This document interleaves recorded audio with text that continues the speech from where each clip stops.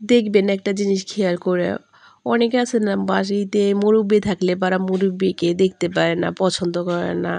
এরকম হয় কিন্তু যাদের আছে তারা কিন্তু বোঝে না। আমি কিন্তু বুঝি যে যেহেতু আমাদের মুরব্বি নাই, যেমন আমার মা নাই, বাবা নাই, আমার শ্বশুর শাশুড়ি নাই বেঁচে, মুরব্বি কিন্তু কেউ নাই। এখন আমি যদি একটা সমস্যায় পড়ি কিন্তু আমাকে ওইরকম বুদ্ধি দেওয়ার কিন্তু একটা মানুষও থাকবে না।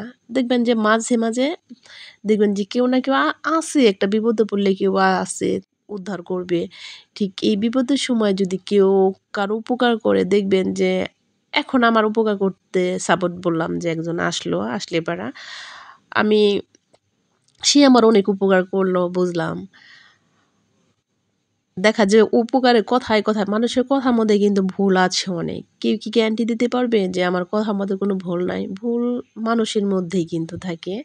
এখন আমার উপকার একজনে করতে আসলো, আমি অ্যা সে একটা কথা বলল, ওই কথাটা আমার বড় বোনের কাছে বললাম যে, "এই কথা বলল, তাইলে কেমন হইলো?" এই কথা বলার জন্য যদি সে রাগ করে, আসলে রাগ করলে তো আর করার কিছু নাই। এখন মানুষ বলতেই পারে। আর যে একদিনকার বড় সে কিন্তু বড়। তার মাথায় কিন্তু একটু বুদ্ধি থাকবে। এখন আমি বলছি নয়, বলতে পারি। তাই তাই কি এটা দুর্নাম হইছে? তাই সে রাগ করলো আমার সাথে। থাক গা, রাগ করতেই পারে, ওরা স্বাভাবিক। এখন আমার ভুল হইছে।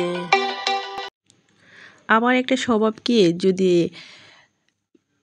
কেউ কিছু বলে কিন্তু আমার বোনেদের কাছে কথা শেয়ার করি এটা। আমি আর কারো কাছে কিন্তু কিছু বলি না। যেহেতু যদি একজন একটা কথা বলল, যদি আমি অন্য মানুষের কাছে বলি তাহলে কিন্তু ওটা একটু দুর্নাম হয় কিন্তু। দেখা যায় যে আমি একটা কথা একজন বলল ওটা আমি বুঝতেছি না। ঠিক আরেকজনের কাছে কিন্তু পরামর্শ নিতেই পারি। যেমন আমার বড় বোনের কাছে আমি বলতে পারি যে এটা বলল, এটা কি বলা ঠিক হইছে? সে কিন্তু আমাকে সঠিক কথাটা বলবে যে, "না, এটা বলা তোমার ঠিক হয় নাই, না এটা বলবা না।" এরকম কিন্তু পরামর্শ নেওয়াই যায় একজনের কাছে থেকে, হ্যাঁ? তার জন্য যদি একজনের মন খারাপ করে আসলে করার কিছু নাই।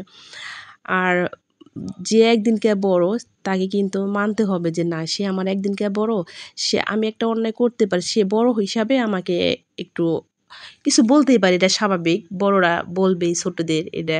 আবার দেখবেন যে বড়রা একসময় কিন্তু ভালোবাসবে ছোটদের, যে থাক ওকে কথাটা বললাম, ঠিক আছে ও এখন বুঝলো না, ঠিক আছে পরে বুঝবে।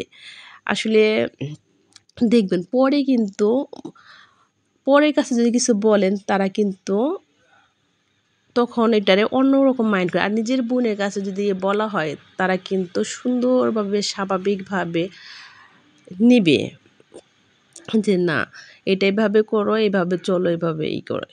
ঠিক আছে? এখন যেহেতু আমাদের মুরুব্বি নাই, আসলে একটা সংসারে কিন্তু মুরুব্বি থাকা অনেক বেশি উপকার। যেমন এখন আমার একটা বাচ্চা হইলো, এখন আমার বাচ্চাকে কিন্তু আমি সঠিক কথাটাই বলবো। হ্যাঁ? যদি ও না শুনে, ঠিক আছে তাহলে ওর কপালেরও খেলো, এরকম কিন্তু। যেমন আমার বাবা-মা যে একটা পরামর্শ দিল আমাকে, আমি কিন্তু সেটা আমার বাধ্য শোনার। বাবা-মা কিন্তু আসলে মেয়েদের কিন্তু ভালো চায়, খারাপ চায় না, হ্যাঁ? এটা যদি আমি যদি না বুঝি তাহলে কিন্তু করার কিছু নাই, হ্যাঁ? আর আমি বিশ্বাস যে আমার বাবা-মা আমাকে অনেক বেশি দোয়া করছে। তাদের দোয়ায় কিন্তু আমি অনেক বড় একটা আছি পজিশনে। আর মুরুব্বিদের দোয়া কিন্তু আল্লাহ আসলে কবুল করে। যেমন আমার দাদি-দাদা অনেক দোয়া করছে। আমার শাশুড়ি কিন্তু আমাকে অনেক দোয়া করছে। এদের মুরুব্বিদের দোয়া কিন্তু আমার আসলেই কাজে লাগছে। আর আমি নিজেই প্রমাণ।